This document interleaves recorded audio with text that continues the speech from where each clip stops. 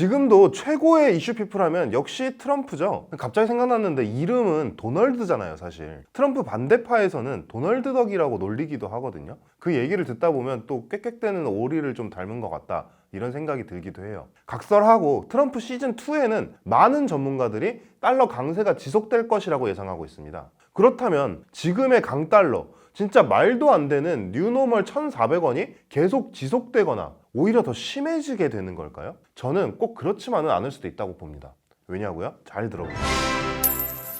트럼프의 자국중심주의는 단순히 내수에만 국한된 게 아닙니다. 글로벌 시대에 미국 내에서만 미국 기업들의 경쟁력이 높아져서 뭐 하냐고요. 국내에서뿐만 아니라 세계적으로 잘 나가야 미국이 팍팍 뻗어나가지 않겠어요? 그리고 강달러 추세가 이어지는 것은 당연히 미국의 무역 수지에는 전혀 긍정적이지 않습니다. 달러의 가치가 높으면 미국 기업이 다른 나라에 물건을 팔 때 그 나라 화폐로 환산한 물건의 가격이 올라가죠. 그러면 당연히 판매량에 악영향을 주거든요. 기본적으로 트럼프는 달러 강세를 싫어합니다. 트럼프는 4월에 이런 얘기를 한 적도 있어요. 달러 강세는 미국 제조업의 재앙과도 같은 일이다. 그렇기 때문에 어떤 방법을 써서든 달러의 가치를 내리려고 애쓸 가능성이 매우 높습니다. 일단 달러 강세를 초래하는 가장 큰 원인, 인플레이션을 어떻게든 잡으려 할 거예요. 트럼프 2기 정부의 스콧 베센트는 관세 인상이나 감세 등 트럼프의 정책이 인플레이션을 불러올 것이라는 예상은 말도 안 되는 얘기다. 실제로 트럼프 정부 1기 때 물가 상승률은 1.9%에 불과했다.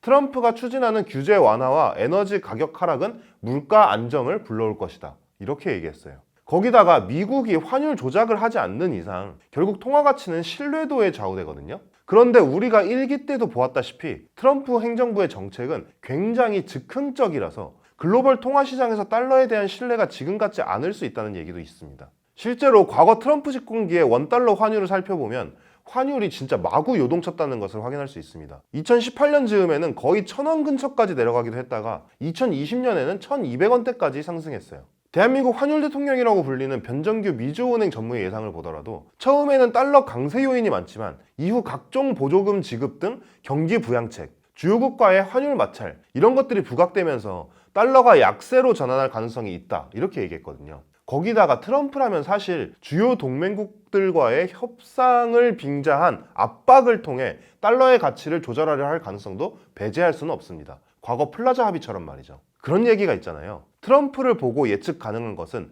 그가 예측 불가능하다는 것 하나뿐이다. 과연 예측 불가능한 남자 도널드 트럼프는 미국 경제, 세계 경제를 어디로 이끌까요? 지금까지 예측 가능한 남자 채널의 윤희종 기자였습니다.